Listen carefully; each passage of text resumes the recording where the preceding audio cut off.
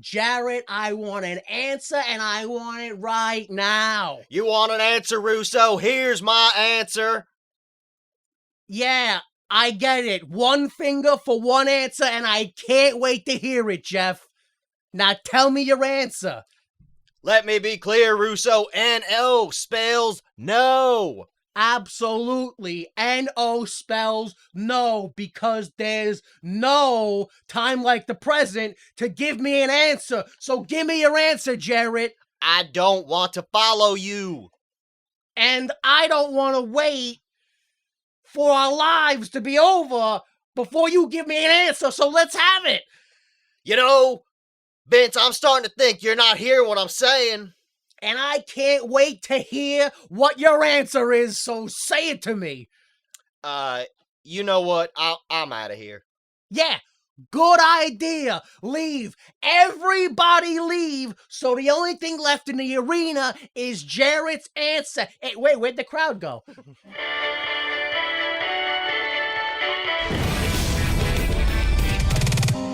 Why would you make this?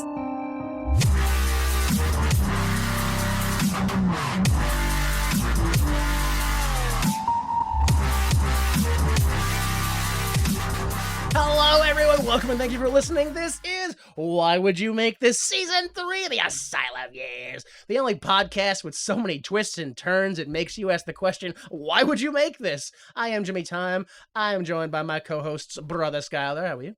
Oh, I'm doing all right. Maybe a little not so good.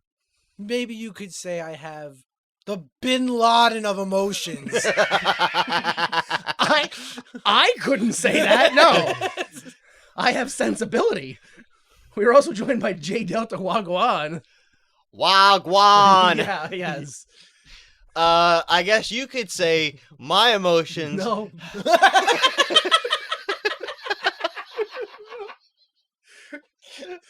My emotions have been beat down by a couple of Nazis. No! Alleged. The Nazis. Alleged reform Nazis. Oh my god. Okay. This episode, we are taking you through the National Wrestling Alliance Total Nonstop Action Weekly Pay-Per-View, episode number 23, broadcasted on December 4th of 2002, live from Nashville, Tennessee at the Fairgrounds Coliseum, now known as the Indiana Farmers Coliseum, allegedly drawing 450 people in attendance. Please remember that last week, they allegedly drew 1,100 people. Wait, what? No, that was the same amount of people. Allegedly last week, they had 1,100 people, and somehow they lost, a good 600, 700 people? I mean, it looked like there was about 200, maybe less people. Like, not 200 less people, but 200 or less people. I mean, it's possible. It's possible. They hide the other 800 behind the camera? Well, yeah, no, or they were hidden, like, behind the clouds, because there was a solar eclipse happening that day, so maybe that affected attendance or attendance viewership. Mm-hmm. Like, we couldn't see them. I don't know. I see, yeah. You know what I mean? That they makes went sense. blocked at the sun. We were like, where'd the crowd go? Yeah, They ran out to look at it the whole time. Oh, they were there, right. but they kept running outside every time a match started. Wait, it's happening again!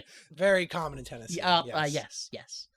All right, so as per usual, episode 23 left us confused about the direction of the company and the motives of the characters. So let's try to explain why we are the way we are with our crazy past. Wait a minute. What happened that got you so crazy? First, the women's division. Oh my god. There is... What? What? Why are we...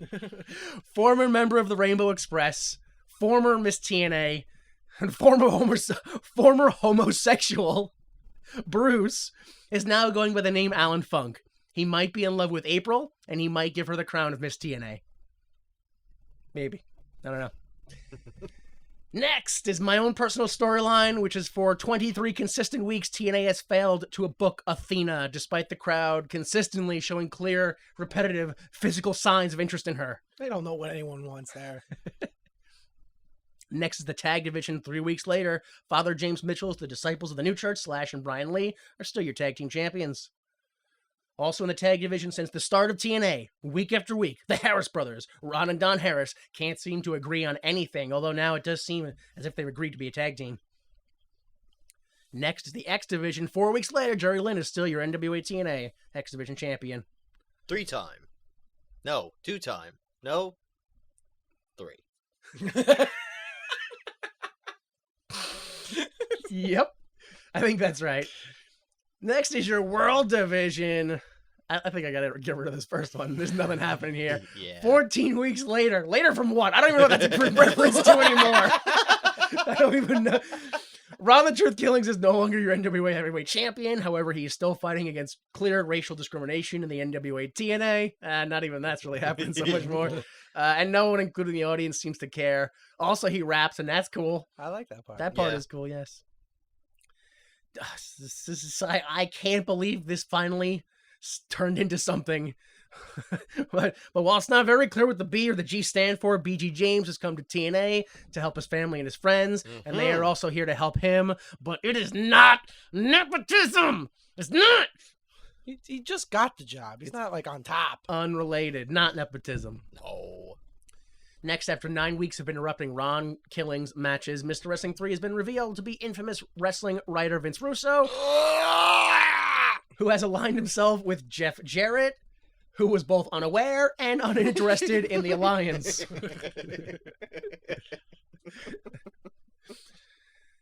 And what might be for the final time, Grandmaster, Oh. Jerry's kid, Oh. not Jerry's kid, What? the human yo-yo, Uh-uh. the human hot dog, Eh. Lonely, Mm. the unhinged, the crisis actor, Oh. the suspicious, Mm-hmm. the quitter, Oh. the unfocused, crying Brian Lawler is no longer heavily focused on getting revenge on anyone for anything, as currently Brian has quit the wrestling business.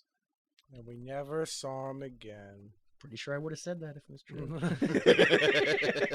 Damn it. I'm just saying. And then finally, Jeff Jarrett will not be screwed over again like he already has been. Bye! Bust out those fingers. Also toes. Jackie Fargo, NWA President Jim Miller, Mr. Wrestling 3, BG James twice, Kurt Hennig twice, Brian Lawler twice, country music singer Toby Keith twice, NWA Authority figure Ricky the Dragon Steamboat twice, Scott Hall twice, NWA Vice President Bill Behrens 3 times, NWA Authority figure Bullet Bob Armstrong 4 times, possibly 5. That's an debatable. Wait, uh-oh. James Mitchell and the New Church Uh, and the Tennessee Titans. Oh, was that...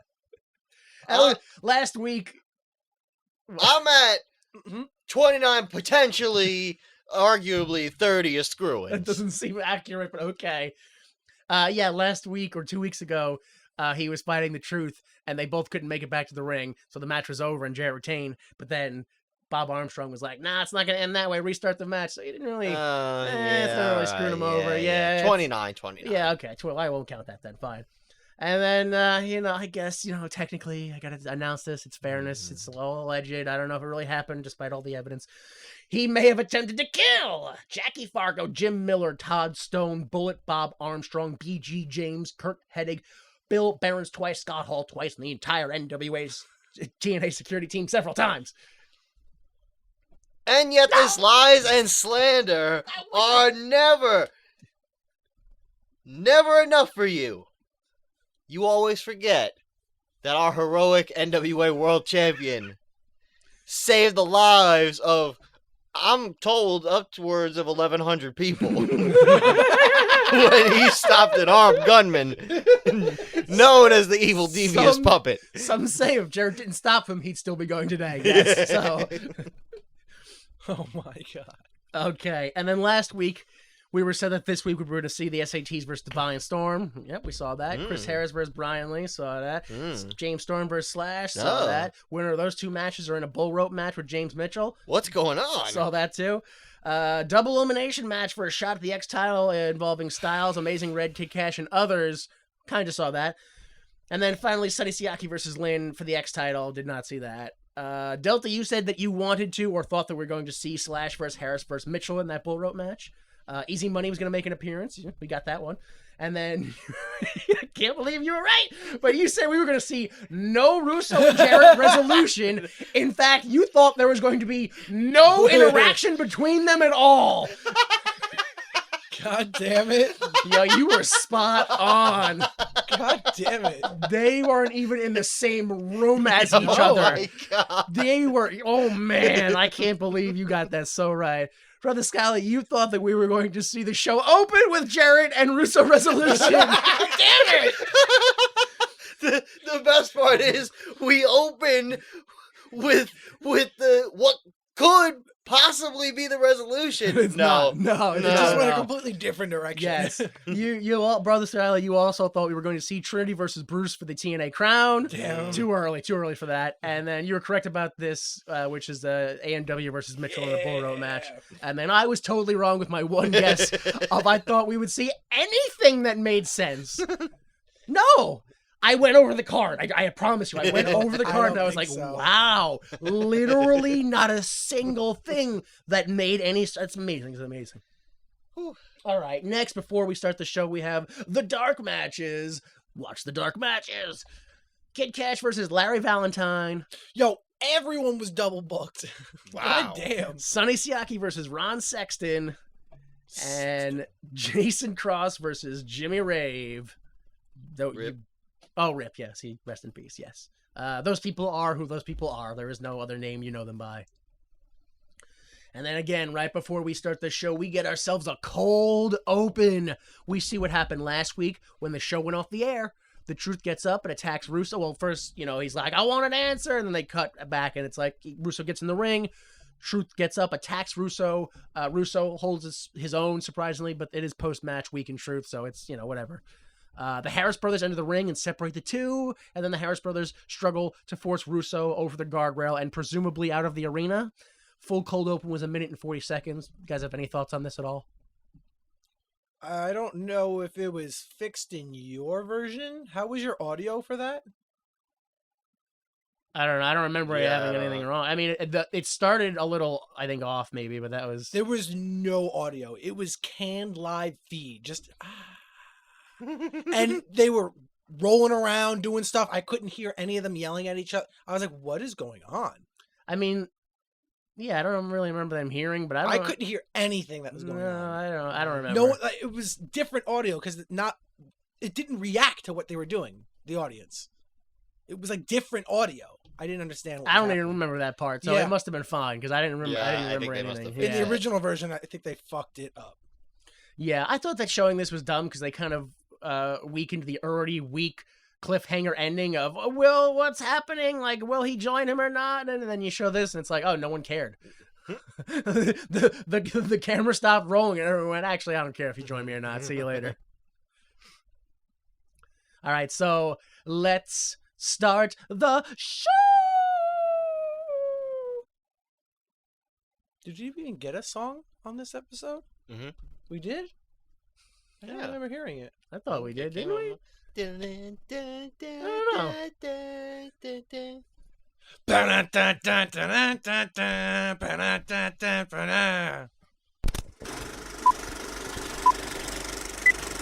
Okay, the show opens, and today welcomes us to the show as we briefly scan the crowd. But before we can even really read what any of the signs say, bagpipe music hits. What? And in the wrestling industry, that can only mean one thing. Why though? The funeral of a police officer.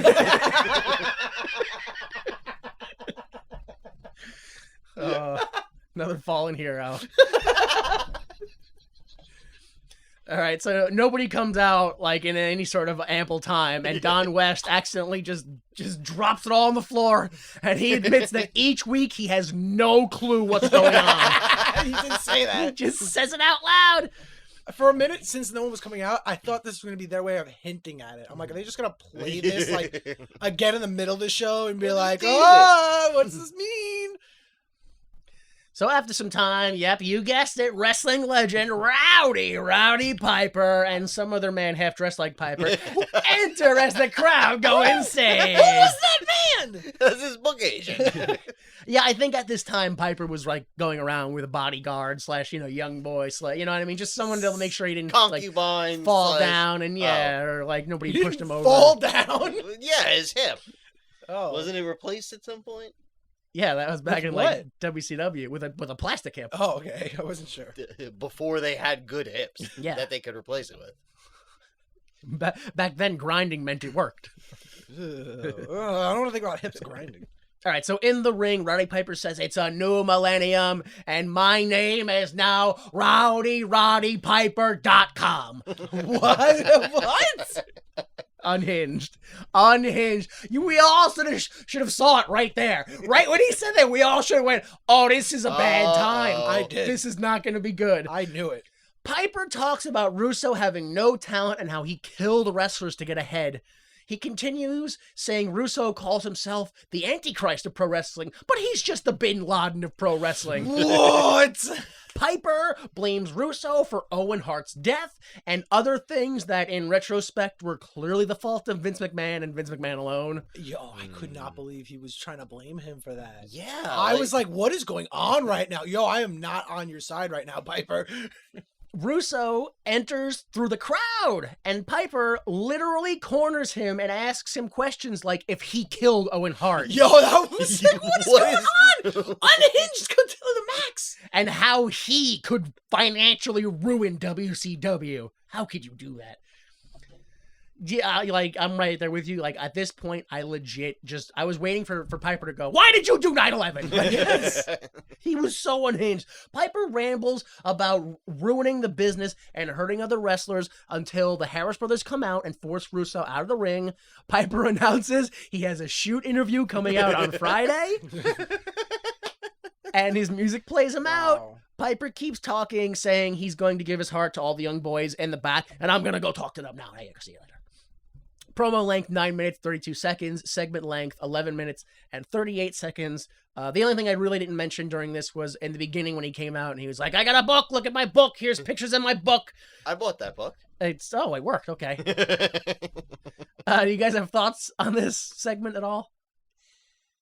Unhinged. When he... Russo, I got questions for you. And he like sticks the mic at him and then just like, no, I'm not going to let you touch it. Like, this, he even biffed him like on the back of the head too. Yeah. I'm like, tried to take the mic. Crowd pop for that though. Oh my God. I will explain it all and why would you make this, but... This is the last time we see... I only have wrestling information on that one, so I can't. Okay. But I will tell you that I'm trying to pick an accurate number here. 1/4 of this segment was planned. That sounds right. The rest of it was just shooting and going into business. Yeah, okay. Yep. There it is. Yeah. The way he even jumped into the ring, Russo, I thought he was going to start swinging, and then he just kind of like sat down in the corner like what's going on. Yeah. No, I know. Yeah, my only thoughts on this segment were thoughts I had about the opening segment, the cold open, which is, what? I guess the Harris brothers are security again? Yeah. When did that happen? Why are they so confused? Not even just one of them, both of them. both of them? Yeah. Oh, they're both. I don't get it. Okay. Yeah. Very confusing. Very unhinged. Very confusing. But, mind you, this security does not wear security shirts. All or right. NWA shirts. Okay. Keep that in mind. They wear Harley Davidson shirts. Yeah. Because it's part of their biker gimmick. Yeah. Completely different security group now. Yeah. And this is our security, and this is our alleged white supremacist security. I hate that the only legitimate defense they have against that is sincerely what happened was they got a biker gimmick and they went into a tattoo shop and they said, give us the most popular biker tattoos. whoops. And it turns out Didn't ask questions. it just turns out that way. Oh, that's unfortunate. Yeah. They're either Nazis or morons. Maybe they also thought it was ZZ Top tattoos. Maybe That's like so much better. Maybe from where they were looking at it, like looking down at it, they were like, "Oh, that's ZZ Top." Yeah, all right. They're not great, but okay. Man, these are shitty ZZ Top tattoos. Damn. Why did we get these? All right, segment 2. Oh, this is the last time we see whoever the hell that other guy was standing next to Piper. Oh, probably, yeah. I don't know. Again. How do you not mention him once? And even when they got out of the ring, I heard Piper on the mic. Hey, you want the mic? And he's just like trying to hand it to him. No, And I was he like, did. who is this At guy? one point, like right when the music starts, he's like, "All right, I'll see you later. This is my boy. He's like, Yeah, who? And then, all right, we're going now." But like, he tried to give him a shout out, but he did it like while music was playing off the mic. Like he was just like the worst. Like It was like a raffle winner. Come out with Roddy Piper. that. Yeah, 100%. And he That's my did, but first there was thought. no mention of Yeah. it. Okay, so segment 2 at the table, Tenay and West wowzer over the last segment, and they ask if we're gonna get Jarrett's answer for Russo tonight, and West points out we already got the answer last week when he slammed the guitar, and Tenay says, "I'm not jumping to any conclusions until we hear it from Jarrett's mouth." West runs down the card. Easy Money is the others in that X-title contender. SATs versus Divine Storm, but with Trinity, don't forget her. And then Jarrett also might answer Russo, literally just talked about that. And then Tenay reminds us, because they have internet forums and they're all over that all week, and they're constantly doing stuff. So he reminds us that Siaki and Lynn is not happening because of a pec tear by Lynn. Also, there's a bull rope match, just under 2 minutes. Any thoughts on this? No, moving on, right. Yeah. I like the videos that they had. Oh the yeah, video now they card have rundown. proper like motion graphics. Oh, right. And It yes. looked really good. Yeah. It looked I know. really good. It's so funny to me that every time a company's like, "Oh, they got motion graphics. That's Chris." Like we've had that for the last. Yeah, well, they 30 finally decided to years. use it. It always looks good. I don't know why nobody. That's what I mean. It's always strange to me. We're like, "Here's a picture of our wrestlers." It's like, dude, that we had motion graphic wrestlers back in 1998. Like, why can't you use this stuff? I don't know. It's just funny to me. Every time a company like oh, we figured out this thing again. It looks great. And I don't use it anymore. All right, so segment 3, SATs versus the Divine Storm. Well, actually, just Divine Storm. It's not. There's no the. Sorry. Highlights only, because even the highlights, there's too many of them. Yeah. Right in the beginning, they do this super weird, like, rolling chaining over the top, like, where their feet are on each other's shoulders and they roll, like, in a ball. It made me go, no.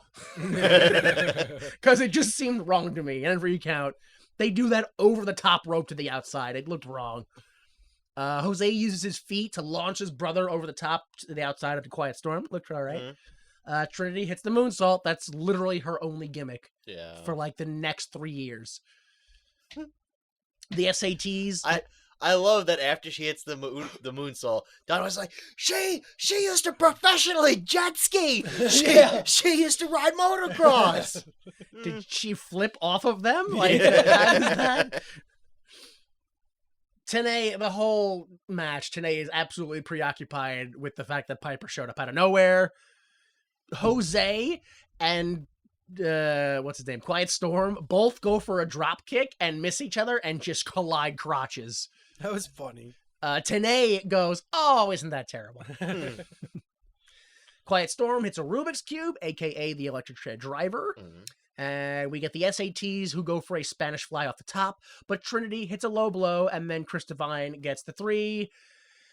Get ready for this, because the winner of the NWA Tag Team title shot. Are you serious? Yeah, Divine Storm. I went Twice back. I missed that. They didn't say it at the beginning. They didn't say it in the middle. They only said it at the end. Oh, wow. They never announced it. They never said that this was happening until the Okay. end. And they were like, and by the way, they win the tag team title shot. And you're like, what I wonder the if they even knew. They didn't do it in the announcements either. Like, JB didn't say it. And the following post-match, Trinity poses with both men up the ramp. Match length, 7 minutes and 34 seconds. Your full segment length was 9 minutes and 31 seconds. Thoughts on this? Not a fan. This match was so boring. It was slow. It was boring. It was sloppy. Yeah, very sloppy. And the whole time, Tenay is talking about how these 4 young men, all raised in Brooklyn and all trained together, and I'm watching. I can tell. It seems like this. they're all just like hanging out in an empty ring, just like, let's practice. Blah, blah, blah, blah, blah. Yeah, And I'm just yeah. like, We'll this do it isn't half fun. speed, just like we do. Exactly, yeah. Yeah. It wasn't entertaining at all. After a certain point, there was so much rolling around. I was literally like, I don't know who's who.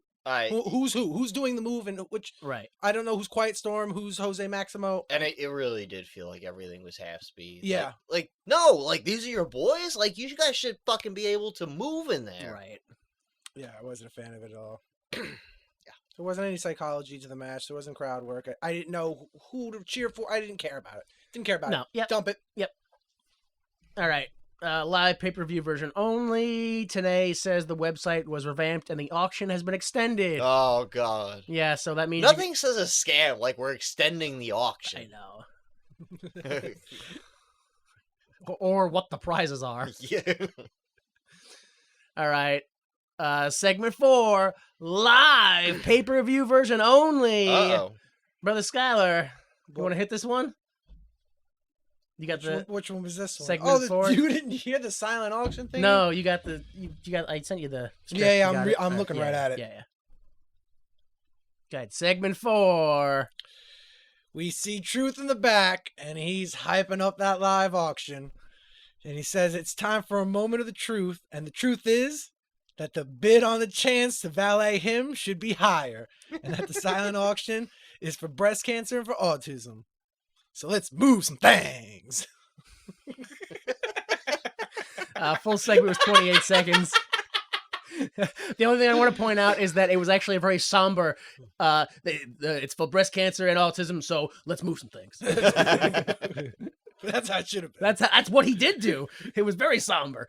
Yeah, it was like your first local car dealership commercial. It lacked the charisma that all of them needed, did. They did this, Yeah. spoiler alert, a few times, and every single one of them was phoned in by the people.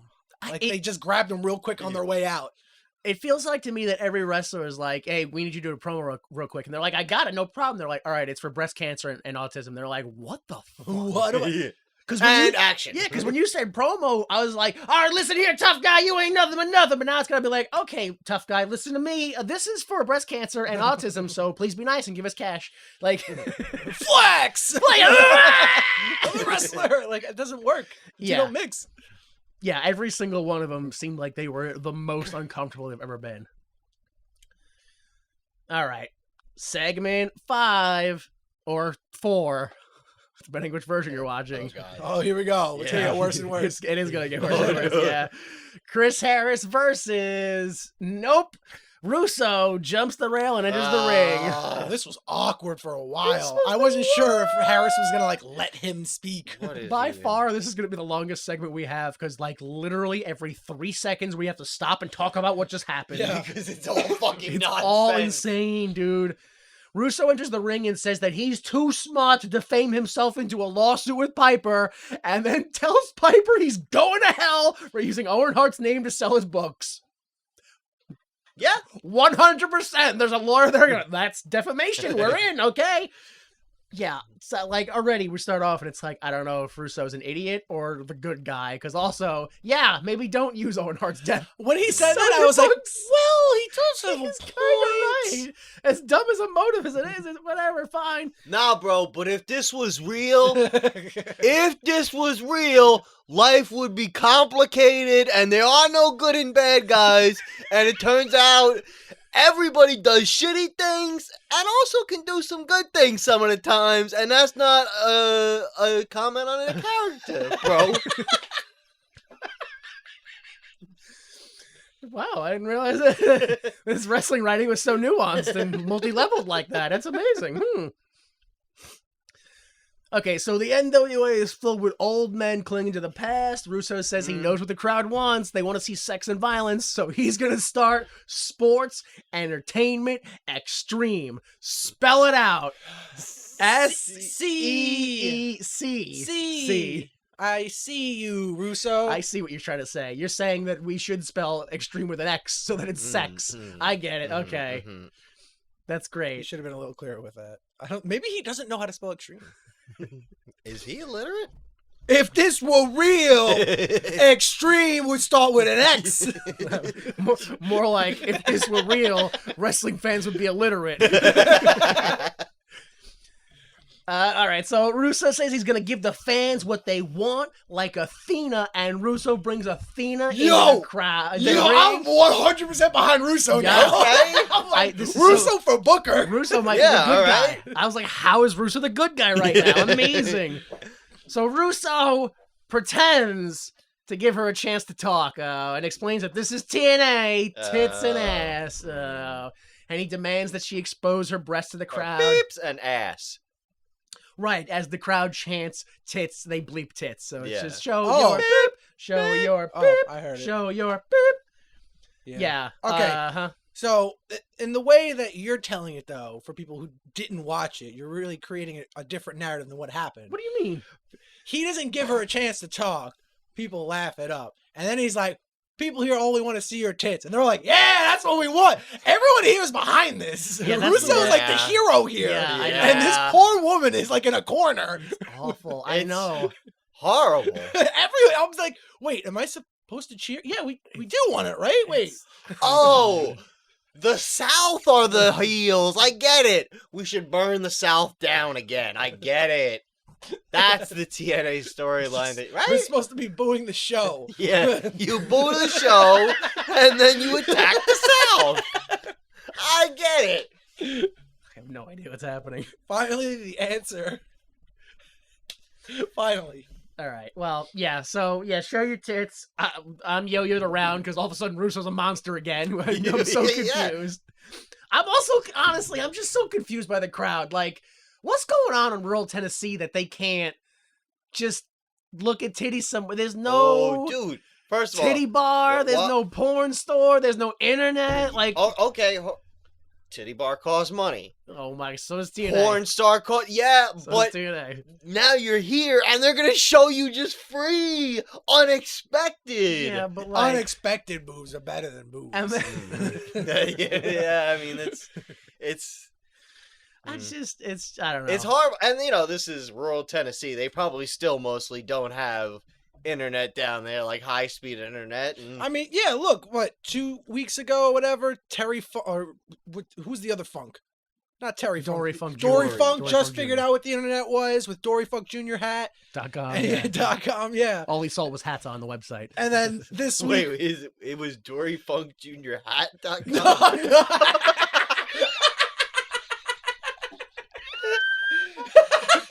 Yes. Yes. No.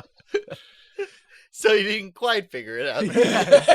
It was, you went to the website, it was just a picture of his hat. But that's why they can't find the boobs, because they didn't quite figure it Yeah, yeah. out, so.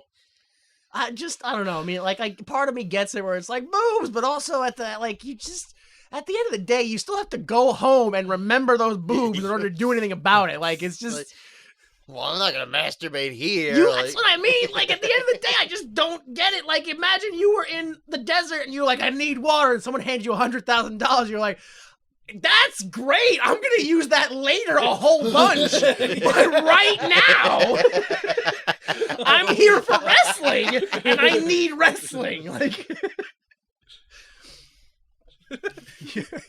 What a great analogy. I'm going to use it later so much. Like, you can't even believe. But right now in this desert, I'm dying. And I just want some wrestling. Okay, so she won't expose her tits, and Dusty Rhodes, and then Russo says he's seen, Russo says he's seen bigger tits on Dusty Rhodes. Bro, quality over quantity. Like, what do you- like, come on. Russo, this is just for me and Delta here, because you didn't hear this part. Russo calls her 2 different tones of bleeps. Oh, 2 different tones? What? I don't know why, because they're both whore. Yeah. Oh, were they? I don't know if one When he of them- pushes her in the corner, he's like, you whore, you whore. Oh, yeah. There was whore twice, and there was like beep, boop. Simon game? So yeah, like they were just playing pong or something. I don't know.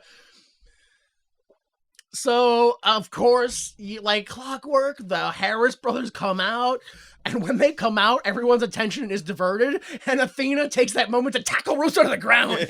Well, yeah, that was supposed to. I don't know when that was supposed to happen, and I don't know if your version was edited, but that went on for a while, and Yeah. Russo was going back and forth and You back and little forth, whore, you looking wench. over his shoulder to see Yeah. if someone was coming out. And Yeah, it really seemed like he was waiting for Grab her. her by like, the hair and like push her into the he corner. pushed her in the face. He pie Yeah, faced her. pie-faced That's what it was. Like, it was going over so long, I was like, Russo is definitely trying to signal to her that Just this is her. attack me, yeah. This is your cue. Attack me. What more do you need me to do to you before you just go into business for yourself and attack me legitimately? So yeah, she attacks him. The brothers break him apart. That's not the end, though, like you think it would be. Russo then turns to the Harris brothers and tells them, brother, air your grievances right here and now. What? And they do. Why not? They say, we've been here since day one, helping everybody out, and we don't get respect. Shove it up your ass. We can't be fired now that Russo's here. Why? Wait, what? Why can't they? I don't know. I don't get it. They themselves just kicked them out last week. No, I don't get it. I don't understand. Russo gives the order, and the Harris brothers H-bomb Athena twice. Russo chants his own name. Yeah, that was the best part. Russo, Russo. I almost got behind him. I was so hyped. So ridiculous. Oh my god. What happens? Oh, then security comes out. Ron beats a few of them down, and then the three decide to leave. They just walk out. The best part about security hitting the ring is Don and Vince powder, and Ron stays in there. It's just like, fuck you, fuck you, fuck you. And it's like, these two giant alleged white supremacists, and then it's like a ramp full of 16-year-olds coming running down. Yeah. So backstage, surprisingly quickly, to the point where I'm like, this arena is much smaller than I thought it was. Backstage, Bob Armstrong confronts the Harris brothers. The bros tell him to shove their contract up his ass. Bob says, no, you're still in a contract and you're going to wrestle tonight. And then he tells him a story about killing a snake in leaves. I was so confused. The Harris brothers look at each other confused and say that was some old NWA bullshit. Yeah, I was with them on that Yeah, one. I know. I hate that every heel is right. Yeah, I'm like, why are the heels always so relatable? Promo was 9 minutes and 18 seconds. Felt so much longer. The backstage thing was 1 minute and 30. Your full segment was 12 minutes, 10 seconds. My only thoughts here are, I'd call this clownish, but clowns go to college. Oh, Jesus So Christ. I'm just going to call it unrespectable trash. Dude, Because, it's... Yo, women need to stay far away from TNA. It's so bad. Dude, I- it's crazy.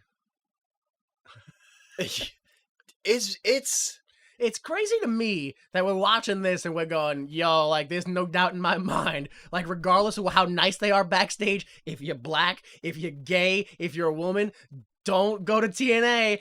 And literally last week, some writers were like, hey, just so you guys know, I used to write for the WWE. If you're black, if you're gay, Yeah. if you're a woman, don't go to the WWE. Like, yo, Yeah, it's wrestling like, has never changed. yeah, it turns out in WWE, they're just like, hey, what if we pitch out this guy did 9/11? I'd be okay with that. Hire me. I'll do it. I'll be a villain. Okay, Bin Laden Russo. That's right. I'll be okay with that as long as I can change my last name to Nixon. Bin Laden Nixon. Really confuse people. Yeah, this was... All right. Yeah, you have thoughts on this? Yeah. Garbage. First time we see Athena, and... No run out. Nobody in the NWA TNA locker room cared that a woman was just getting manhandled. Why would Chris you... Harris stood there the whole time and was like, dang. Yeah, I'm getting fucked over too. We all got problems, sister. Like, oh, man. All right. Segment 6 or 5. At the commentary table, Chris Harris says, what we need to do is we just need to stop Russo, and then that'll fix everything. Yeah, why wasn't somebody out here stopping Russo? I don't understand it. Oh, today answers him by saying, the man who's letting this happen has been winning wrestling wars for 30 years. I believe in him, and you should too. I legitimately didn't know, and still don't know who he's talking about. Yo, This is 100%, whether it's scripted or not, is today's character breaking kayfabe and saying the reason this is happening is because Jerry Jarrett booked this to happen. And he's been winning wrestling wars for 30 years, and I trust Jerry Jarrett to book this in a direction that gets rid of Russo. I'm 100% serious. I'm believing that's what that meant. It was a work shoot. Right. I hated TNA this whole show. This whole experience for me is just an eye-opening and quite confusing on why I used to like certain things when I first watched this when I was 12. I'm like, why did I like TNA as a commentator? This guy is annoying. He's bad. It's just, it was new, I guess. I don't know. it's just like watching episodes like this, it's like how How? How did the company survive? How does it still exist? It's just fun. You're taking it too seriously.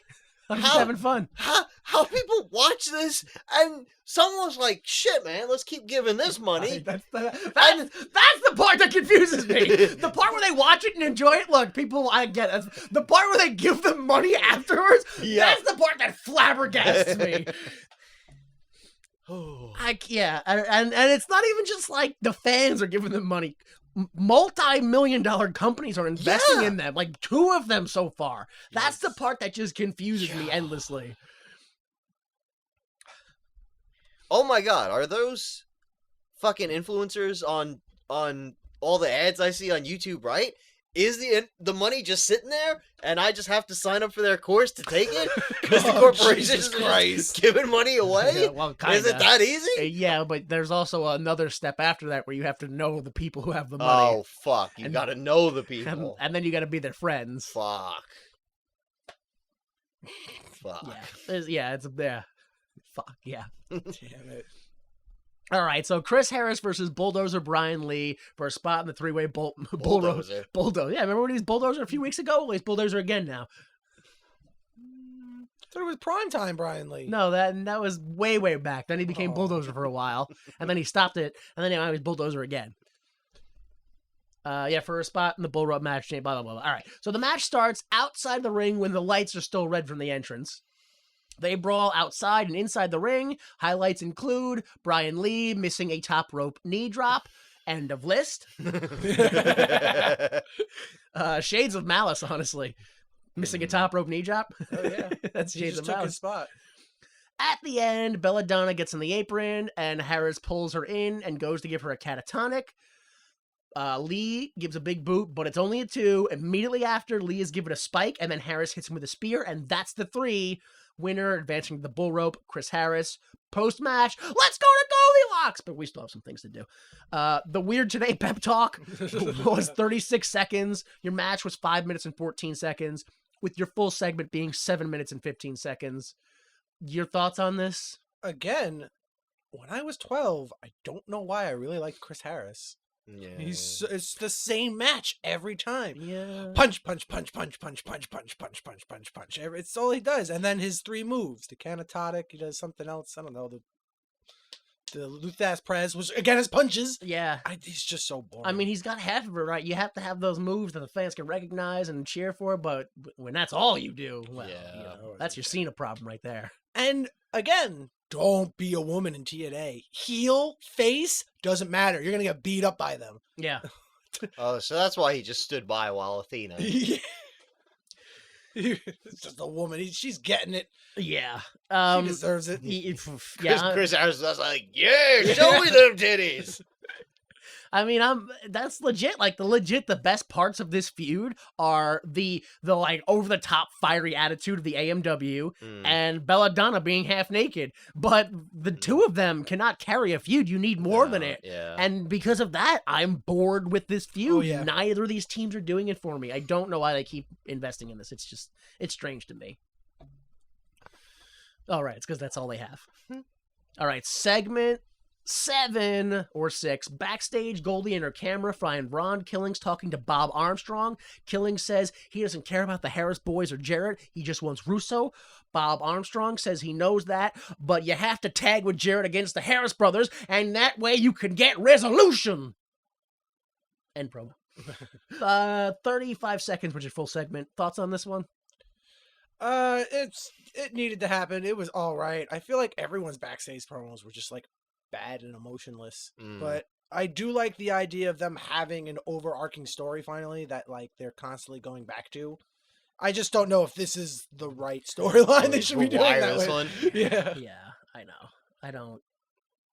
Like the formula is correct finally, but it's not working. They have the pieces of the formula. Yeah, the ingredients are all wrong though. Oh god. All right, segment 8 or 7, James Storm versus Slash for the final spot in the 3-way bolt rope, blah, blah, blah. The match starts with Slash attacking from behind before the bell. What? Match highlights include James Storm skinning the cat. I think that's the first time we've seen that one. Slash using powder on Storm as Belladonna distracts.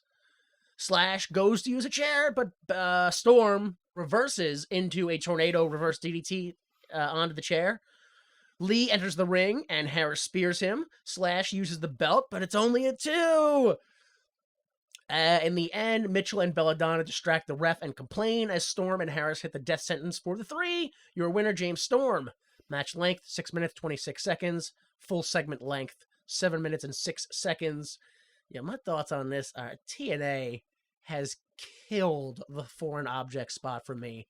Mm-hmm. Yeah. Like 4 times every match, and they never do. Everybody always kicks out. It Just never kick ends out. the match.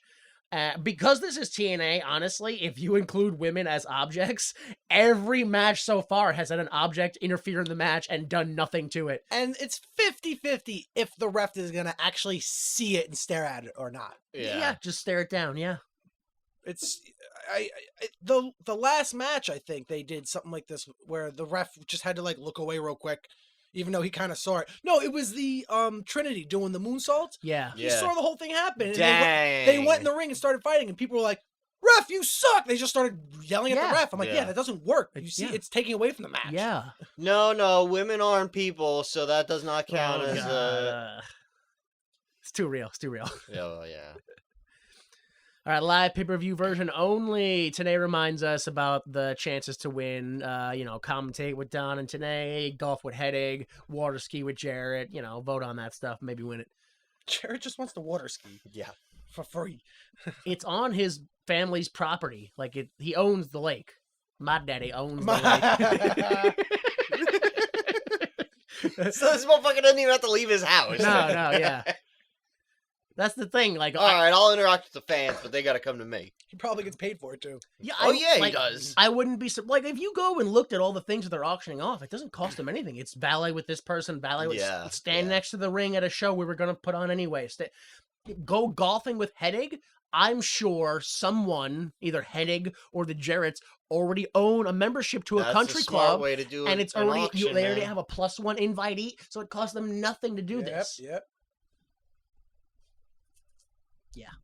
All right, segment 9 or 8. Tanae explains the bull rope match and then sends it to Jerry Lynn about the silent auction.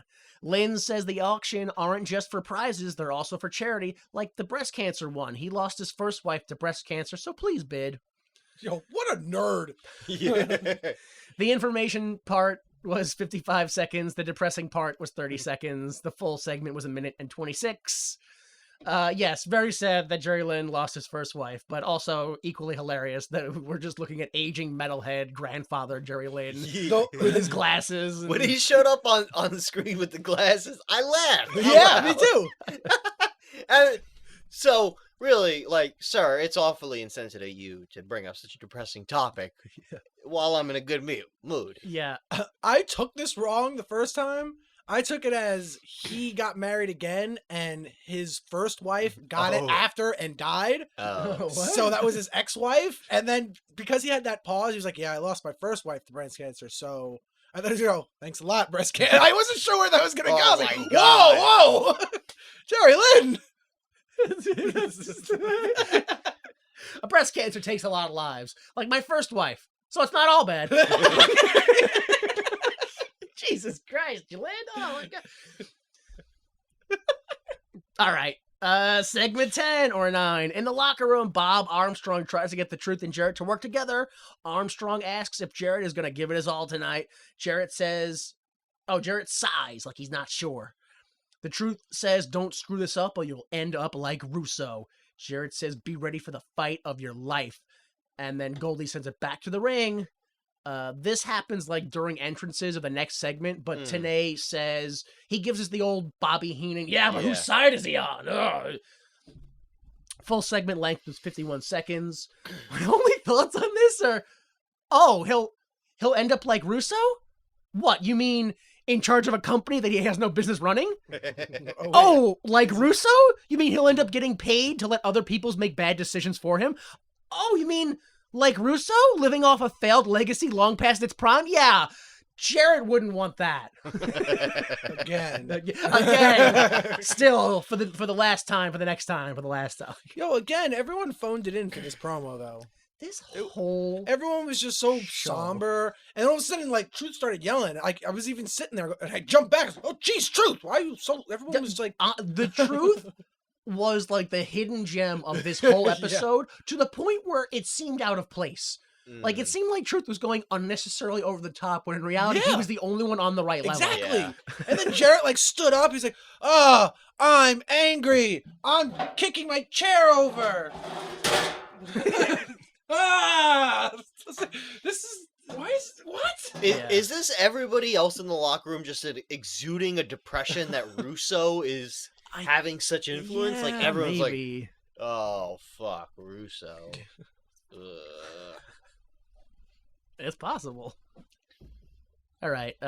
Segment 11 or 10.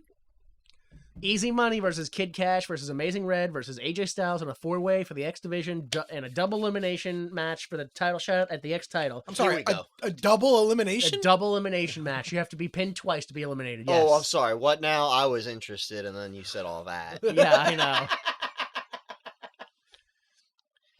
Oh, you putting these 4 guys in the ring together for the first time in TNA, and Yep. what the fuck, a double elimination? Come on now. They've done this before and it sucked. So why wouldn't it work the second Yeah, time? I legitimately was like, why are the other 2 guys just standing on the outside? This is confusing to me. I didn't know there was only 2 allowed at a time. Why? Why not? You tell me why not. Why are they on the outside? Why don't they stand on the apron? If this were real. If this were real. All right, so before the match, AJ Styles attacks and give the Styles Clash to the Amazing Red on the ramp during Red's entrance. So per NWA officials, SAT Joel is going to take Red's place in this match. Oh, what the fuck? I don't know. Red's probably working through an injury or something stupid. Yeah. So he took a Styles Clash Yeah, I know, on yeah, the yeah. apron. Or Yo, maybe that it was was an ankle injury. I don't know. The whatever it was, the ramp. And then the guy who already worked a match, who lost a match, I know. Yeah. gets this opportunity. Yeah. What? Well, that's his cousin. So? He was the first guy who ran out there, so Oh, well, we all got cousins. Okay, that makes sense. Yeah, no, that's fair. Oh, yeah, America is just so far from a meritocracy. Like nobody cares what you've done, who you. What are you doing? Standing next to that thing? You're in charge of it. That's just all it is. Oh, I'm in charge now? Well, these are my cousins. This is our company now. Okay, that makes sense. Yeah, I mean they were here first. Well, before me. Not first. Just somebody else was here first, and then those guys took it from them, and then I showed up, and I didn't know about any of that. So, I just told you about it, but I'll forget it immediately. All right, so Kid Cash and Joel start, and they go outside, and Styles attacks them both and sends them back inside like this is a lumberjack match. I'm so glad that everybody is equally confused about every part of this. Yeah. Every part of this is confusing. There's not a single part of this match that makes sense. this card. The card, yeah, the whole show. 4 entrants there shall be, yet only 2 may enter the ring upon one single time. All right, let's get through this real quick. Yo, even if I only mention the eliminations, it still takes so long. So Joel pins Kid Cash with a bridging German for Cash's first elimination. That was too quick. Well, it doesn't matter. You gotta get rid of them all. Kid Cash deserved better. No, he doesn't. AJ hits an air raid crash on a pin for Joel, his first elimination. Easy Money. I just was shocked. Easy Money missed the finger gun drop kick. What is this finger gun dance? I hate it. Pew, pew, pew, pew, pew. You shoot at someone's feet to make him dance, so he shoots at his own feet. own Like, feet, whoa, I yeah. gotta dance now because I'm shooting at my feet. Yeah. I don't. What? I'm not on board with It's it. funny. It happens almost every time where I see him in the ring. I'm like, damn, this guy's great. I love him. And then it's like not even 5 seconds. He throws him to the corner and then does that. And I'm like, I hate oh yeah, garbage. that's why I don't book him every week. All right, Easy Money hits the cha-ching, the release suplex. I and hate that, dude. You hate taking it. It looks good, but you hate taking it. That's AJ Styles' first elimination. Easy Money's top rope powerbomb is reversed into a Hurricane Rana by Kid Cash. Beautiful. Oh, I Beautiful. legit thought he was going to do the power bomb at first. So I was like, this is... Yeah, it was a is last gonna be second bad. reversal. This reversal where he actually pulls him up Yep. and Kid Cash whips up and then back down. Like a Candido bomb I thought he was Oh going to do. my legit. God. It was Yeah. legit. Yeah. But it's only a 2, and then from the outside, AJ kicks Cash on the rebound, and then with a roll up, he's double eliminated already. Oh, dang. This is just so silly. Every time Tenay tries to present himself as the professor, I go to the internet and I go, "You're dumb. You're a dumb liar. Shut your dumb lying mouth." Got him. He says while they're fighting, he says that Kid Cash and Easy Money have a rivalry back from their ECW days. First off, back from their ECW days 2 years ago. Right, so it's not a long-standing rivalry, all right? Second off, of the 7 times that they fought each other, 3 were televised. So the crowd doesn't even really know how aggressive that rivalry is. Oh, he meant locker room heat. That's my chair. Those are my peanut butter jelly sandwiches. Can't you see the imaginary bullet holes where I shot the ground? So Styles Clash pins Easy Money, and that's his first elimination. Everybody's got 1 pin. It's sudden death. Plumtree stomps Joel when he's sent to the outside, and the only reason I mention it is because I'm very certain that someone in the audience calls him the F slur. Whoopsie. The old pink rabbit. Mm-hmm. So Joel hits a tilt-a-whirl head scissors into a roll-up, and that double eliminates Styles. He and Plumtree are livid. Money and Joel fight, and we see Plumtree and AJ whisper to each other. Easy Money with the frog splash, only a 2. Then totally unprovoked, the ref just starts demanding that AJ and Plumtree put down their chair and leave ringside. The ref is now distracted, which allows AJ to throw the chair at Joel's head on the rebound, and then Easy Money hits the Easy Driver, which is a powerbomb driver. I don't know what that is, reading those words. Winner of the X title shot, Easy Money. Match length, 20 minutes and 36 seconds. Your full segment length was 23 minutes and 36 seconds. Thoughts on this? Too much. Too much. Stop Too it. much? Oh my 20 God. minutes. It was too an much. unnecessary gimmick, especially where it didn't factor into the finish at all. Like, everyone got eliminated once, and then it was sudden death, so everyone just had to get eliminated once again. Right. So it was unnecessary. You could have just had it that long without the pins, especially if you had the quick pins in the beginning. If you're gonna have a pin that doesn't matter to begin with, what's the point? Right. Like if everybody ends up 1-1-1-1, everybody, why are we even doing this? Right. Like, because nobody can look bad, so everybody's got to get a single elimination in before. In the whole best 2 out of 3 thing, it makes sense. The whole 1-1, who's gonna win the final pin? When everybody has 1 pin in a 4-way, it's Get the like, fuck out of here. it's still only gonna come down to the one guy at the end. Like, Yeah. it doesn't really matter. Yeah. There's no, yeah. And okay, we're seeing everything. We're seeing it's just too much. Yeah.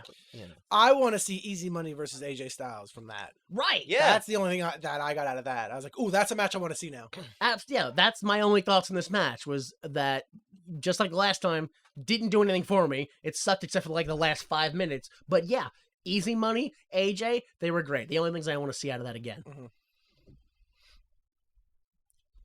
All right, segment 12 or 11. Producer Keith Mitchell and director Mike Miller promote the chance to be a production assistant, currently at $450 in the silent auction.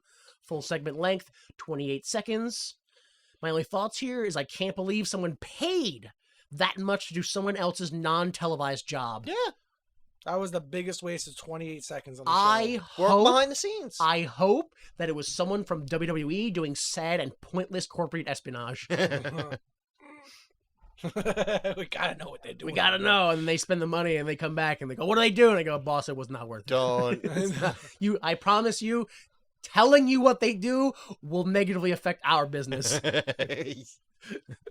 get then ideas. You'll be like, "Well, that's all they do. Well, why don't we do less?" And it'll be, oh no, nobody will get over in the end.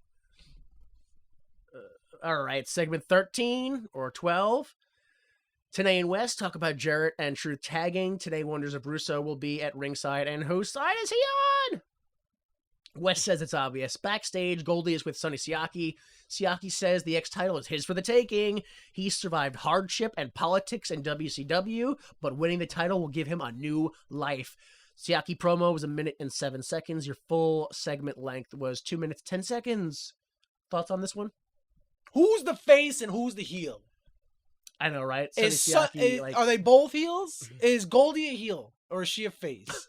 I don't know. Is she still banging that other girl? Is Siaki a face now? Because he had to overcome adversity? Bro, if this were real, there are no heels or faces. Well, actually, unfortunately, this is real. So if you include Sonny Siaki's training time, which lasted 7 months, he was in WCW for just over 1 year. And he was on TV 10 times over these 6 months that he wrestled. That's pretty good for like That's his what I rookie mean. year. So what hardships and politics did he really have to suffer for being a guy absolutely fresh to the business and appearing on TV 10 times in his first year? They didn't Goldberg him, bro. Oh, is that the problem? Yeah. They should have given him an undefeated streak. I see. Great. All right, segment 14 or 13. On the stage, Mike Tenay introduces the X Division champion and Asylum favorite, Jerry Lynn. Tenay says, Jerry, bring us up to speed. Not with glasses. Yeah, the same exact shirt. Yeah. So he just whipped them off and he's going out there blind like Magoo. I see Tenay like grabs him to make sure he's like in the right spot. This way, Grandpa. So Tenay says, Lynn says that he has a pec tear and the docs won't release him, so he has to wait. A week. Yeah, just a week, though, yeah. That's it. All right. Yeah. Siaki cheated to beat him last time, but he can. The cameras cut to the Harris brothers throwing Bill Behrens and a table over the guardrail into ringside. I thought this was like previously, like I was so confused. I was like, why are they playing this tape right now? Yeah. They are clearly going to put Bill Behrens through a table, and Lynn goes to stop them. The Harris brothers H-bomb Lynn through a table, through Behrens. Yeah. The Truth then, for some reason, just shows up and fights off both Harris brothers into the crowd. The Harris brothers then take over with chair big boots. Off of the stair landing balcony, the Truth is dumped over through a table. The segment ends with everyone confused as to what to do as the refs touch the Truth's writhing body. Just touch it. They just touch it, yeah. Promo length is 1 minute and 23 seconds. Your full segment was 6 minutes and 20 seconds. Thoughts on this? Do they call the police? For what? I mean, because they're the security. So the bad guys have the security, and the securities are beating people up. Are they? So do you just call the police now? No. You can't call security. But here's the problem. The boss said, no, you guys aren't fired. You're still under contract. We're not tossing your contract, so you're still employees. So whatever you do goes. Oh, so they're wrestlers still. You're So they can still do whatever they wrestlers. want. Wrestlers get the Oh, okay. They're fighting. for You the guys show. are out of control. Now, if we terminated your contracts like you want, we can just call the cops and get you out of here. But I don't want to do that. I'd rather punish you with a match later. Is that how the wrestling universe works? Is it like purge rules where it's like, as soon as the show starts, Yeah. you can do whatever you want in the Anything. show. Yeah. Puppets whipping out guns and Brother, it's live TV. You can do anything you want. Got a gun? Bring it. Have you Got a new girlfriend? Bring it. well, it is TNA. You can call her in it. That's true. But have you ever once in the entire time you have watched wrestling ever seen someone come out, hijack a show, and then the authority figure come out and go, okay, well, this is incredibly disruptive to our performance. You are currently suspended for 3 weeks without pay. No, they always go, okay, here's your match. Every time. The Undertaker. The Undertaker. Why wouldn't you?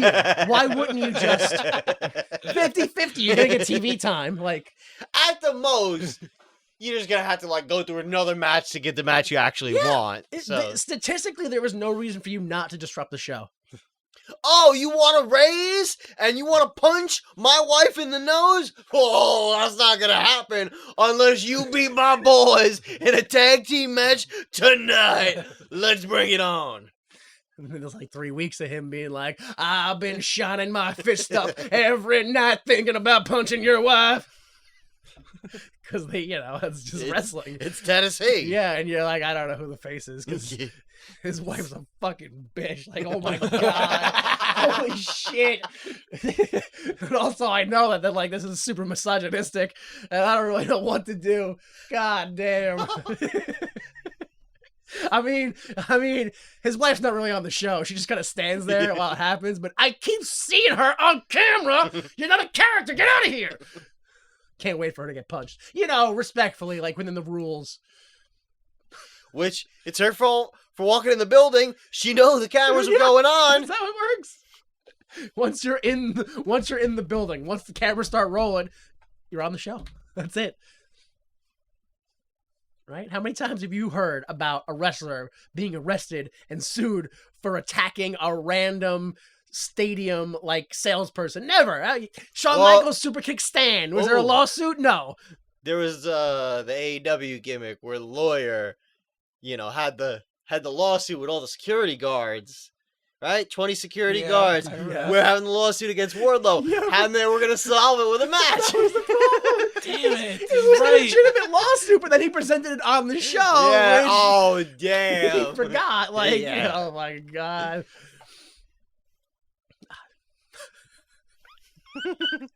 Again, at the end of the day, wrestling is just so easy to write for. I don't understand how storylines don't make sense. All right, so what was our thoughts on that one? Nobody cares. Moving on. Good. Live pay-per-view version only. Oh god. Segment 15. Brother Scott, you want to hit this one up again real quick? Oh yeah, Jeff Jarrett's talking about the silent auction bid to go water skiing on his family's lake. It's for breast cancer awareness and for the School of Autism. They're trying to teach autism? That's it. The school. Shit. Go check it out. School for autism or of autism? We just teach about autism. That's it. This is autism. It's called autism. Thanks for stopping by. I don't know. Yeah. Come ski on my family's lake. Yeah, come. Yeah. Recess. Woo! All right, so full segment length, 22 seconds. My only thoughts on this are letting strangers go water skiing on your private property. It has to be a legal nightmare. It has to be. There's no way that the person who wins this silent auction doesn't break his neck and sue Jared. He's got to have something typed up that he's got to sign. Yeah, most of those don't hold up in court, though. Yeah, those never hold up. The thing you print from, like, your boss prints is like, here, I need you to sign. Oh, okay. Yeah. Without my lawyer present, not notarized, no problem. I'll sign anything you want. Yeah. Whoops. Honestly, in present day, honestly, I wouldn't be surprised if, like, judges were like, I mean, you wrote that because you didn't want him to sue you. Like, that's evidence that you knew you were doing something wrong. Like...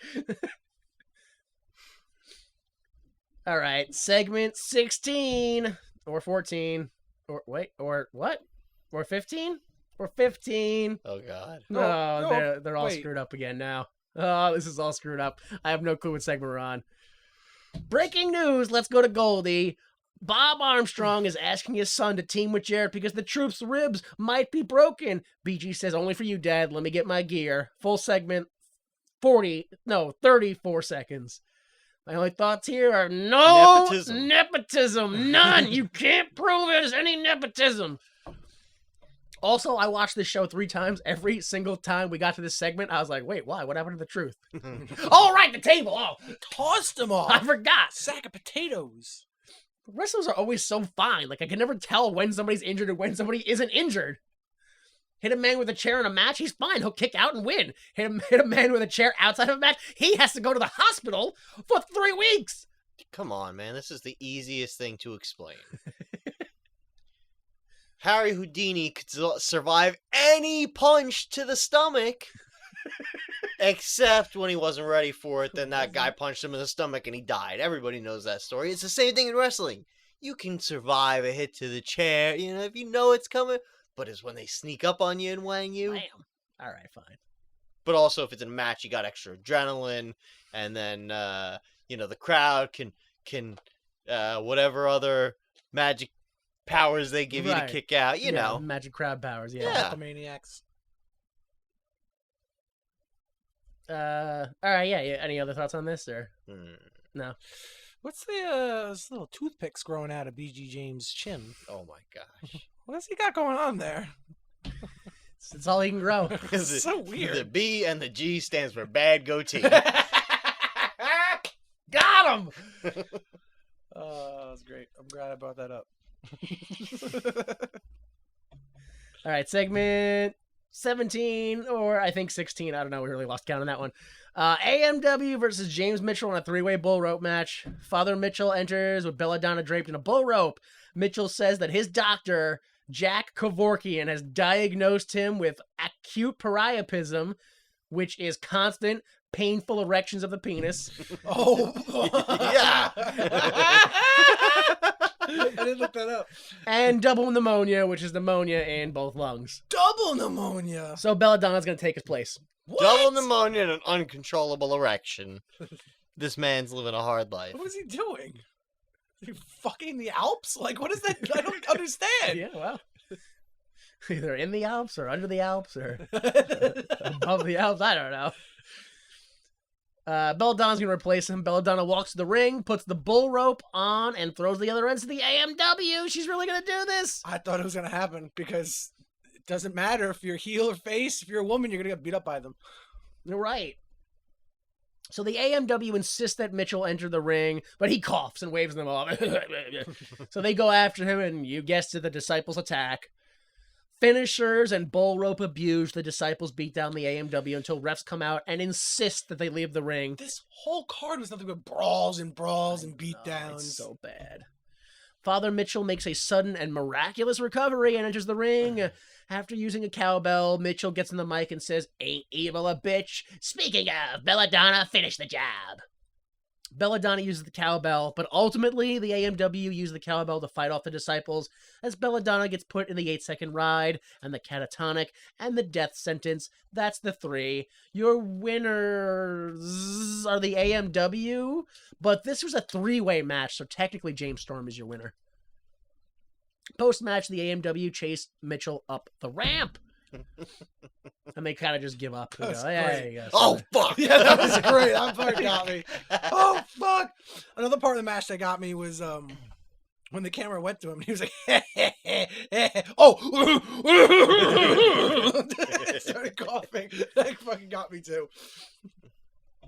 Yeah, match length 3 minutes 36 seconds. Full segment 9 minutes 11 seconds. Yeah, my only thoughts here are, once again, a woman on the show treated like an object. Yep. Can't get away from it. This match, it's like, I can see the pieces are there. Yeah. I can see that James Mitchell, he can't do it, and they're gonna make the woman, that's just, what a dastardly thing. Yeah. But then to throw it all out, and then at the end they just beat the woman anyway. I know! Oh my god! Like a lot. Yeah, like way more than... Like they only need to do one move. Yeah. Like three? It's like the amount of women being assaulted on this show, and it's like, should we cheer? This woman we cheer. This woman we boo. know. This woman we cheer. That's the thing, like, out of context, you're watching one show, you're just like, well, that's a little, okay. But week after week after week, it's like, yo, you have to actively be, like, ignorant or ignoring this, not be like, yo, Russo hates women. He absolutely hates women. He calls them all little girls, and he can't wait to beat them and call them whores and sluts because they won't be whores and sluts with him. And, like, it's just... Show is called TNA. Yeah. And you know what that stands for? Beating the shit out of women. Yep. I just want to sideline on Russo's tough guy talk is the worst tough guy talk. It's so bad. Do you know where I'm from? He constantly threatens to stick your own foot up your own ass over there. I mean, that's really what it is. You give out a vague threat, and you go, wah, and then it's mean. Those tits are nothing. Yeah. You know how... Do you know where I'm from? No, nobody knows where you're from. Why? Who the fuck knows where anybody's from? But listen to my outrageous accent. It should be fairly clear which area I'm from based on how I speak. I'm from New York. I mean, to be fair, if this were real, that is what they do, because I've seen it. Yeah. Yeah. Yo, we're from New York. We're from New York. That guy missed his train just so he could yell, we're from New York, at other people. Yo, I can't believe it. Oh, man. All right. Segment 18, or, I don't know, 16, 17, something like that. It's time for Don West's Super Pitch. All right, folks. All right. We all saw it. Yep, next week.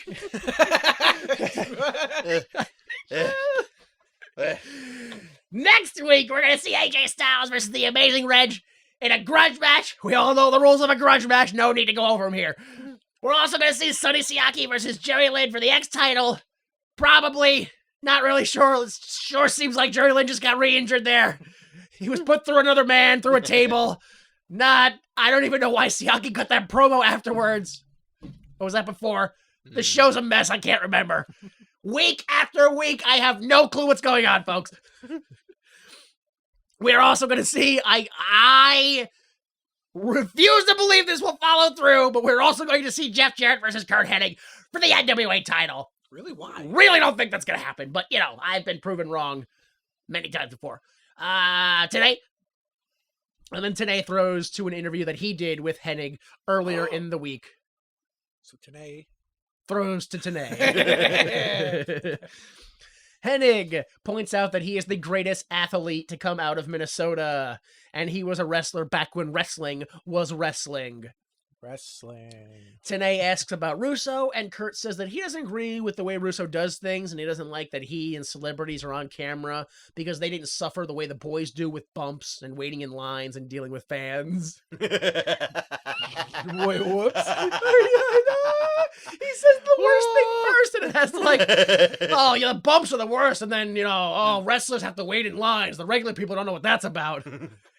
And then dealing with fans, those are the worst. If the fans knew what fans were like, they... Oh my God, just kill me. So he says that Jarrett has paid his dues, and he's real great. But after taking down the WWE champion Brock Lesnar at 35,000 feet... I knew it wasn't going to be long. I feel unstoppable. Super pitch was 46 seconds. Your interview was 3 minutes and 17 seconds, with your full segment length being 4 minutes and 47 seconds. It felt long. It felt like a long promo to me. I don't know. You guys got thoughts on this? When Kurt Hennig said he was in the best shape of his life, I doubted it. When Kurt Hennig said, I'm in the best shape of my life, I legitimately expected him to have a heart attack right then and there. 100%. Just gone. Yo, I can't imagine to this day how often he would still be bringing up him taking down Brock Lesnar. Oh my God. Especially the way Brock's been pushed now. Yeah. Oh my goodness. No, he wants to tell their champion. I think he's the greatest man. Don't forget, I took him down at 35,000 feet back in 2020. Or 2022. Everything's 2020 when you look back at it. Well, he's right about that. No, yeah. I mean, that part's right. All right, it is time for the main event, which means that it is time for the best hour. Our favorite hour? Favorite hour. The Troy McClure hour. Oh, hello there. I'm Troy McClure. You may remember me from such twisted tales as The Killer is the Guy Who Died First, Twizzlers the movie with a twist, or The History of Braids, How Many Twists or Torture. Today, we're here to talk about how to make your audience dizzy. All right, here we go. Ron and Don Harris, the Harris brothers, debuted in CWA Continental Wrestling Association in December of '87 as the Bruise Brothers, where they pretty quickly went on to become a 2-time World Tag Team Champion. And then when the CWA turned into the USWA in '89, they remained there and won 5 more Tag Team Championships. And then eventually split off, and Don won 2 more with Brian Lee. And then Ron won 1 more with Jimmy Harris. No relation. In '91, the Bruise Brothers debuted in the Oregon-based NWA Pacific Northwest. They became a 6-time tag team champion. And then in '92, they got a WWF tryout. Didn't go so well. In '93, the Harris Brothers joined Smoky Mountain Wrestling again as the Bruise Brothers with Jim Cornette in their corner. They won the Smoky Mountain Tag Team Champions in June. And they stayed there until early '94, participating in hardcore matches such as street fights and steel cage matches. We will talk more about the Harris Brothers in the future. And now let us go to the Rookie Year of Jeff Jarrett. There's no more left. Well, no, he started in April, so I got to go around it. All right, we're going to skip all the stuff we've already done because we've heard it 100 times. I'll just remind you that in October of '86, the Japanese team feud expanded to include the Ninja, Jerry Jarrett, Jerry Lawler, Tom Rich, and almost everybody on the roster, to be quite frank. And it also included either, because I only see what happens when they televise. They don't talk about the non-televised stuff. They just ignore it. So it either involved one highly advertised or several seemingly insignificant strap matches. We also got more music videos, all right, which brings us to November of '86 and the rookie year of Jeff Jarrett. Week of the 1st, we get a heel promo that advertises Jarrett and Billy Travis versus the Japanese team in a tag match for the titles. Yamamoto uses a gamer word by calling him that Jeff Jarrett. Jarrett beats the Ninja in a singles match after Pat Tanaka gets revenge on the Ninja for costing him his match earlier in the night by using powder. Week of the 8th, CWA management asks the wrestlers to tell CWA their dream matches and they're going to make a whole card out of it. Ooh. Jeff's dream match is a tag team title cage match with 2 refs. One on the inside, I think one on the inside, one on the outside, and the one on the outside, presumably, is CWA GM Eddie Marlin. Saito and Goto counter with Jeff and Eddie Marlin versus themselves and Yamamoto. And if Jeff's team loses, they shave their heads. What a counter offer. Jeff was also involved in a 20-man over-the-top battle royal for $5,000. Saito and Jeff eliminated each other, and then Jeff pulled Goto over. Jeff was also in an 8-man tag match where the heel teams missed a double team move and attacked each other and then started fighting, and then Jeff rolled them up. Week of the 15, out of nowhere, Jeff Jarrett and Paul Diamond win the International Tag Team titles. Yamamoto calls them cheats and phonies. And then Saito, Goto, and the Ninja attack from behind, and despite Paul Diamond being taken out, Jeff Jarrett managed to fight them all off by himself. All right. Then we get a promo where the Sheep Herders want to talk to Billy Travis and Jeff, and they're talking about their match in the future, and it's going to be a bloodbath. And this is followed by the Sheep Herders buying their way into a match, replacing the Rough Riders. The match almost immediately breaks down, and all 4 men bleed all over the concrete studio. The locker room empties to break them apart over and over and over and over again. It never works. We get the 22nd. Billy Travis, Paul Diamond, and Jarrett cut a passionless promo about respect. Diamond and Jarrett lose their titles, and the match involved 3 people interfering in a powder spot. It was quite a mess. The show was also a mess in general, as it involved some carny-ass matches, such as a 4-on-2 handicapped 2-on-1 tag match, where one guy fought 2 guys at the same time in a handicap match, but it was also a tag format. Yeah, absolutely insane. Absolutely insane. A handicap tag format. Yes. Yes. The 2 men in the ring at the same time had to handicap tag match out with to a other 2 handicap- men. Yeah, that's And the one wild. man had another tag partner that he could tag out to. It was like 2 giants versus 2 regular guys. It was just a mess. There's also a tar and feather match announced. I didn't get to see that. Didn't get to see that. Just announced. I have no clue what happened. Week of the 29th, Jeff and Travis win the AWA Southern Heavyweight titles. Also, the Sheepherders come out and reveal that CWA GM Eddie Marlin is actually the grandfather of Jeff Jarrett. But Shucks. And they make complaints of nepotism, and they demand a loser leave town match. They accept. And then the last week, Jarrett wins in a dropkick in a 8-man tag where it's Jarrett and friends versus 3 jobbers and a guy named Boy Tony, who is definitely not a Boy George / Gorgeous George ripoff character at all. Nope, definitely not. yeah, sure. Again, I'm reminding you that this is really just to show you where all these ideas come from. You're sitting here complaining about wrestling and all this stuff. This stuff's been going on since '86, brother. Rip-off gimmicks and massacres that don't make any sense. And 4-on, 2-on-1 handicaps. And nepotism. And tar and feather matches. And a nightmare match, whatever that is. I remember that. All right, segment 18 or 16 or 17. I don't remember. Who cares? Big Ron and Heavy D, the Harris brother, versus NWA champion Jeff Jarrett and BG James. BG's music hits and no one comes out.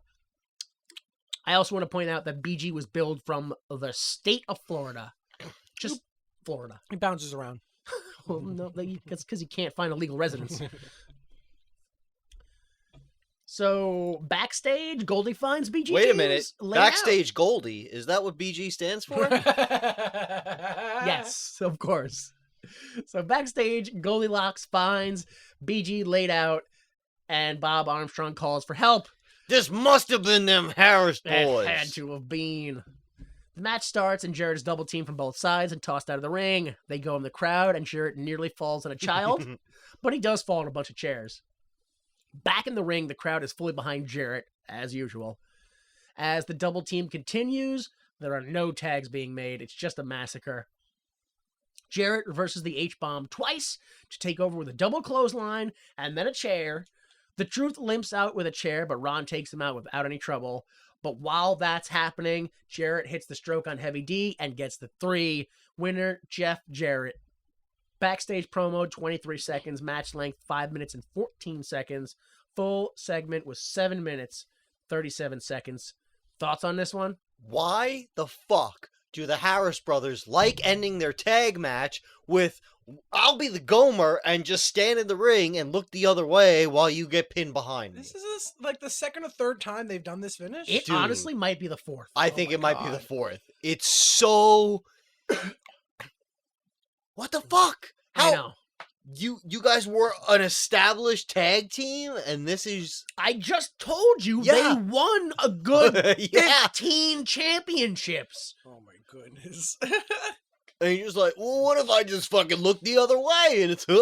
Wouldn't it be great if I was standing there and I turned around and you were about to get pinned 3 and I just threw a tantrum? You didn't even hear the ref. He didn't turn around at all. No, like He was just in the zone. It's like when the face is getting up and he doesn't hear all the kids going, turn around, look behind you! it's so weird because, like, honestly, I kind of feel like this is how wrestling sort of should be in a way, where like the main event is just this big emotional brawl and everyone's fighting, there's blood everywhere, and then the young guys are showing their moves. They do the wrestling. Look what I can do. I can do. Well, I can do this. Well, I can jump off this and do that, and then. Later on in the card, you get the storylines, the established people who know what they're doing. You give them some meaning behind that. But instead, you have the end where there's the brawl, and you go, oh, good, that's the main event. And then the middle where there's the brawl, and then the beginning where there's the brawl, and That's what I'm saying. every young guy doesn't have any good moves he wants to show you. He's just angry and pissed off, and I'm not getting my time. It's my time to have time. Give me time for my time. Okay, well, now's your time. I'm going to do a clothesline, but like crooked and bent, and then go, yeah! And you're going to go, what? And I'm going to go, yeah! Give me more time! So nothing balances out. You just get shit. You just get pissy shit. Yeah, that's what I've been saying. It's just brawl, brawl, brawl. They're all trying to have that main event thing, but it's not working. Yeah. Oh, that's the worst part about wrestling, honestly, is everyone thinks they should be in the main event, and you literally cannot have a show without other people in other parts of the card. You need those cards to balance, or those matches to balance out the card. You need the younger guys who aren't there yet. You need the guys who have been here for a while that need more story to get them. You need all that stuff. What if we just had a big crazy brawl every match? Every instead? match, and then that brawl ended in no DQ because another couple guys came out and brawled in the brawl. Dude, I hate it. It's like every match exists in a bubble that isn't on the show. It's insane, dude. It's like part of it, I know this is like a bit of a leap, but part of it like reminds me of high school in a way, where every class thinks you're the only class that you have, and they give you like 2 hours of homework, and you're like, motherfucker, you know I'm only going home for 4 hours before I have to go to sleep. What are you doing to me? It's the same thing with this. Everybody wants to be like, and then you're going to go out, and you're going to buy my merchandise, and it's going to be the best thing ever, and you're going to spend $1 million on me, and it's going, all right, after I spend $1 million on you, what about the rest of the card that has to open for you? Like, what do they get? I don't care. RoddyPiper.com. Yeah. Great. Yeah, Roddy, yeah. Great, thanks. I'm sure it's a mystery as to why you're not getting over. All right, so segment 1911 billion, whatever, who cares? Jarrett leaves and tries to get the Truth to leave with him, but the Truth wants a mic. He wants Russo right, damn it, now. I remember the way he said that. It didn't make any sense. The Harris boys beat down the Truth and give him an H-bomb. Russo comes out, and the Truth gets another H-bomb. BG comes out to save him with a chair, but hits the Truth. Russo and BG high-five and hug as the beatdown continues. Cut to on the ramp, formerly known as Paul Bearer, not yet, but I presume will eventually be known as Percy Pringle, he's up there. He gives his signature look towards everyone, and today screams, quite frankly, the best thing about anything I've ever seen. What's this all about? Cut. Yeah, as the show ends. Full segment, 2 minutes and 45 seconds. Yo, you can't think about this. Go ahead, tell me your thoughts on this. Everything just kept happening and happening and happening. I can't piece any of this together. Russo looked confused. Who? They didn't. The new church? Who was Percy Pringle with? They didn't get like a really good shot of him, but I'm pretty sure he was wearing like a nice like velour like tracksuit, like mafia Italian. Yeah. Like I was like, what is he wearing? I don't know. Like obviously they're different, but I'm sorry, you got James Mitchell. Like, what the fuck are you doing bringing on Paul Bearer? I don't know. He's like, oh, that's your draw? Cool. He's showing up with the Taker? Oh, he's not? Or with Kane? Oh, he's not? What could he possibly be doing? Well, you guys remember him back from the day when he was Percy Pringle, right? Yeah. No, yeah, you don't. Is that? No. Yeah, Percy Pringle. Yeah, he No. was the guy that came out with Undertaker, No. right? He was no. the blonde-haired guy. No, when he was the Undertaker before he was the Undertaker, yeah. Yeah, like when he was the old Undertaker. Yeah. Right, and they had purple Undertaker, Yeah, like Graham yeah, and me. yeah, I yeah. remember that. Mean Mark Taker, yeah. Whew. Yeah, just nonsense. I almost fell out of my seat, man. I was like, why is he here? Yeah, I Yeah, know. Why is he here?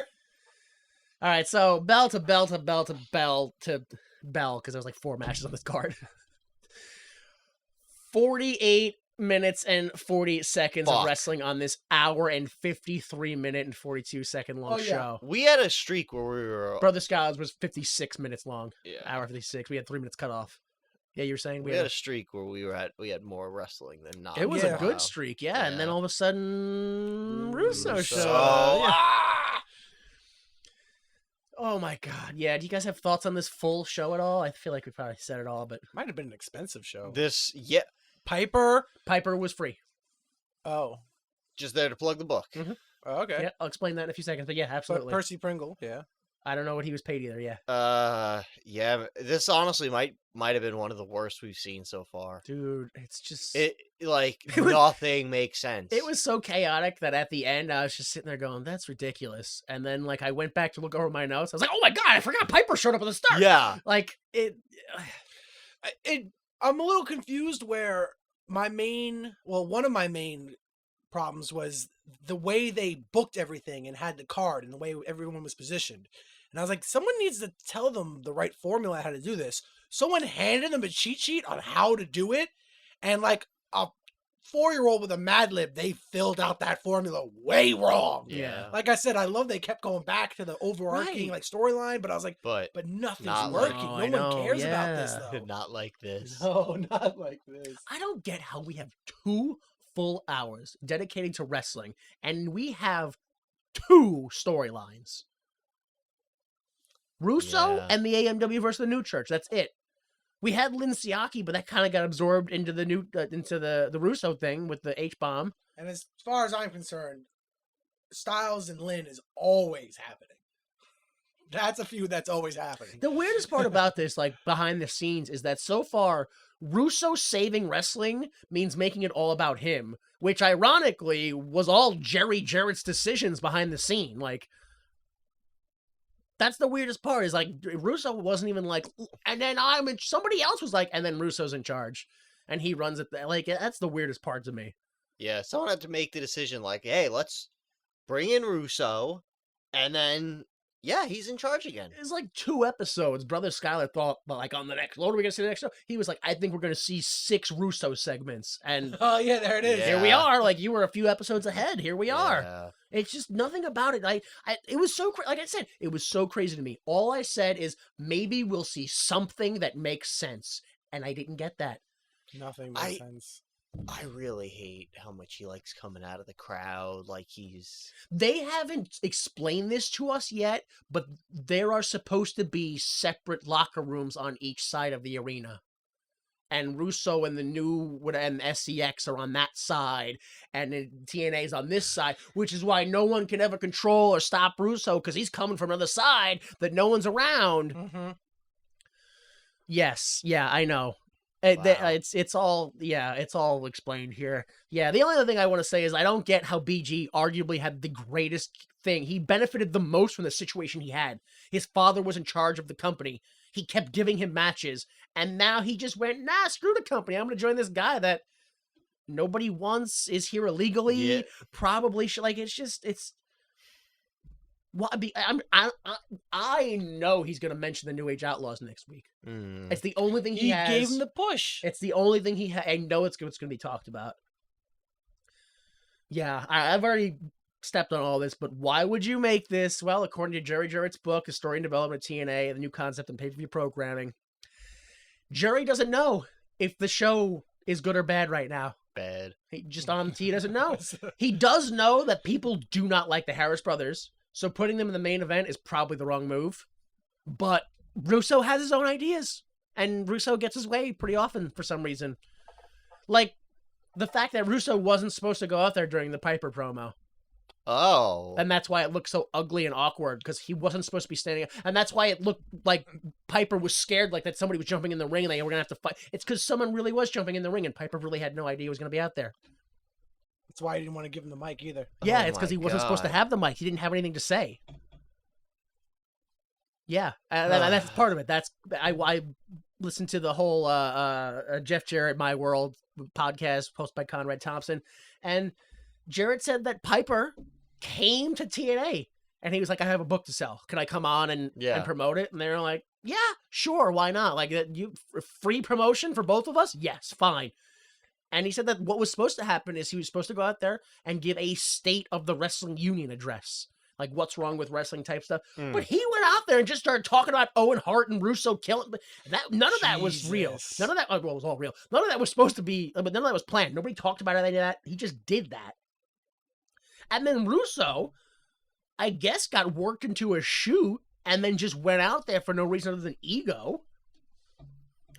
And this is when Jarrett explains, although I think he may be ahead of himself in storylines, but this is where they had separate locker rooms and they tried to keep it real. That's the most important thing, is they're trying to keep this all real. So they keep them separate on different sides of the arena so nobody could stop him. And again, they keep that real atmosphere so they didn't have Piper in the arena, so no one knew he was showing up. So he just kind of showed up, and then Piper talked about, like, there was no chance to talk any of this over. He showed up the second the show started, and he went out there, and there was no room for, Yo, this company is so I know. But Jarrett says, hey, but it makes for good television, right? They're flying makes by for the good seam. Yeah. I don't understand how they're still running. Yeah. I don't understand how people just show up at the right arena at the right time for these TV tapings. This does not seem organized or responsible at all. I don't know. I mean, I don't get that personally. Like, I don't understand the whole like creating a look what you missed atmosphere. Like, you're not announcing Piper, so you can't bring in any draw. All you're saying to your audience is you gotta watch every week because you could miss this. Like, it's Yeah. crazy. Like, but you never know what's gonna happen. but it doesn't. When the rest of the show is not tolerable, it creates a don't watch. You're gonna see the highlights anyway attitude. Yeah. It's crazy. This guy's gonna show up for 1 week and then you won't see him again for like 3 weeks. And if you do, maybe it'll just be a backstage tape segment with TNA. Neat. But they'll talk about it around the water cooler. And that's what we want. Yeah. I don't. It's just, it goes back to the same argument I keep coming across again and again. They go, "Oh, but people watch it. They look at it." I go, "Yes." And every single time on every American highway, when a car crashes into another car, everyone wants to look. Where's the car crash TV? Where's the car crash network? Yeah, it's because that's gross. It's because you can create things that people will watch, but some of it is just morbid curiosity, and it's just gross. And like, best case scenario, you're wasting money. Worst case scenario, you are breeding a ground for that sort of a thing. Oh yeah. For people to go out and make car crash videos, or in this case, whatever the equivalent is. I don't know. All right, guess the card. That's all we have left to do. Let's guess the card. They advertised Styles versus Red in a grudge match, Siaki versus Lynn in the next title match, and Jarrett versus Hennigan in the world title match. Keep in mind, of course, Divine Storm as a tag title shot, Easy Money as a next title shot. AMW are still looking for revenge on James Mitchell and the New Church. Maybe Bill Behrens and or Jerry Lynn might need revenge on the Harris brothers. Maybe, I don't know. And then the Truth probably has to get revenge on BG James and or Vince Russo. And then I guess also technically Jeff Jarrett probably should get revenge on BG James as well, because he screwed him over in that tag match. Even though he still won. Right, because Jarrett's unstoppable. You can't. He's just... I mean, how does he do it? All right, so keeping all that in mind, what do you think we'll see? What do you want to see? Tag title match, AMW interferes. Yeah. Yeah.